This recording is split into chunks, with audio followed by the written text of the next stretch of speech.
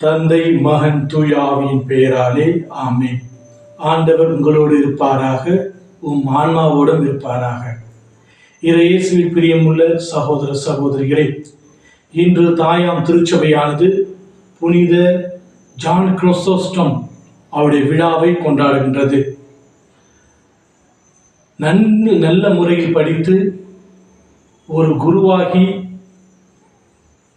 தவ முயற்சிகளின் மூலமாக தன்னையே ஒடுக்கி அதன் பின் கான்ஸ்டான்டினோல் என்ற இடத்தின் ஆயராக பதவியேற்ற இவர் ஒரு சிறந்த ஆயராகவும் மறை போதகராகவும் திகழ்ந்தார். ஏழை எளிய மக்கள் மீது அன்பு கொண்டு அவர்களுக்கு பணிவிடை செய்ய வாருங்கள் என்று அரசர்களையும் அழைத்தார். அதனால் கோபம் கொண்ட அரசர்கள் இவரை பல முறை நாடு கடத்தினார்கள். தவ முயற்சி, போதனை இவை இரண்டுமே இவருடைய மிக பெரிய பலமாக இருந்தது. தவத்தின் மூலமாக இறைவனை அடைய முடியும் என்ற கொள்கையில் நிலையாக இருந்தவர். அன்னை மரியாய் மீதும் நம் ஆண்டவர் இயேசு கிறிஸ்து மீதும் அளப்பரிய பக்தியை கொண்டவர். நற்செய்தியை போதிப்பதில் சிறந்த வல்லவர். தன்னுடைய போதனையினால் அநேகரை கவர்ந்தவர். அதனால தான் இவரை பொன்வாய் அருளப்பர் என்று நற்பட்ட பெயரோடு அழைத்தார்கள்.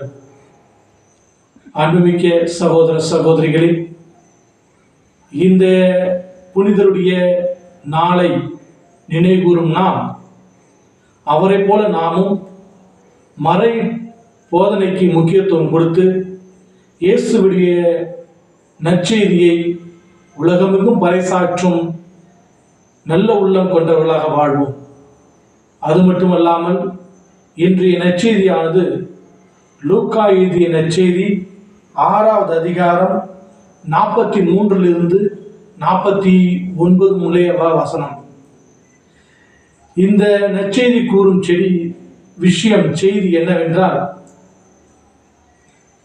நம்முடைய உள்ளத்தில் என்ன இருக்கின்றதோ அதுதான் வெளிவரும். நம்முடைய உள்ளத்தில் கெட்டவை இருந்தால் கெட்டவை வெளிவரும். நம்முடைய உள்ளத்தில் நல்லவை இருந்தால் நல்லவை வெளிவரும். அதாவது ஒரு பழமொழி இவ்வாறு சொல்லப்படுகின்றது, உள்ளத்தின் நிறைவே வாய் பேசும் என்று. அது மட்டுமல்லாமல் 2 விதமான அடித்தளங்களை பற்றி பேசுகின்றது. ஒன்று, பாறை மீது கட்டப்பட்ட வீட்டிற்கு நிகழப்போகும் நிகழ்வை பற்றியும் மணல் மீது கட்டப்பட்ட வீடின் உறுதிநிலை பற்றியும் சொல்லப்படுகின்றது.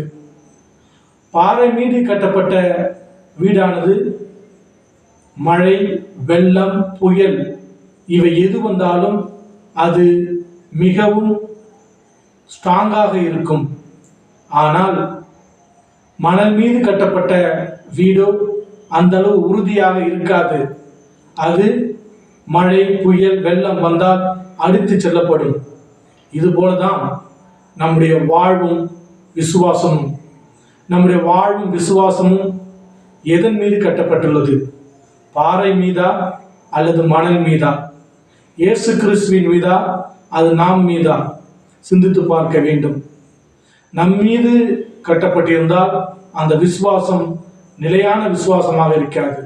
ஆனால் நம்ம ஆண்டவர் மீது நம்முடைய விசுவாசத்தை வைத்தால் அது நிலையானதாக, நம்முடைய வாழ்விலே துன்பங்கள், துயரங்கள், வேதனைகள், சோதனைகள் இவை எது வந்தாலும் அது மிகவும் உறுதியானதாக, நிலையானதாக, எவையும் அசைக்க முடியாதாக இருக்கும் என்பதில் என்ற மாற்று கருத்தும் இல்லை. அன்புமிக்க சகோதர சகோதரிகளை, சிந்தியுங்கள், இறைவனில் விசுவாசம் கொள்ளுங்கள். நல்லவற்றை பேசுவோம், நல்லவற்றை கேட்போம், நல்லவற்றை நம்முடைய செயலில் காட்டுவோம். ஒரு பழமொழி இவ்வாறு சொல்லப்படுகின்றது, பானையில் இருந்தால்தான் அகப்பையில் வரும் என்று. அதுபோலதான் நம்முடைய உள்ளத்தில் என்ன இருக்கின்றதோ அதுதான் வெளியே வரும். நல்லவையே இறைவன் விரும்புகின்றார்.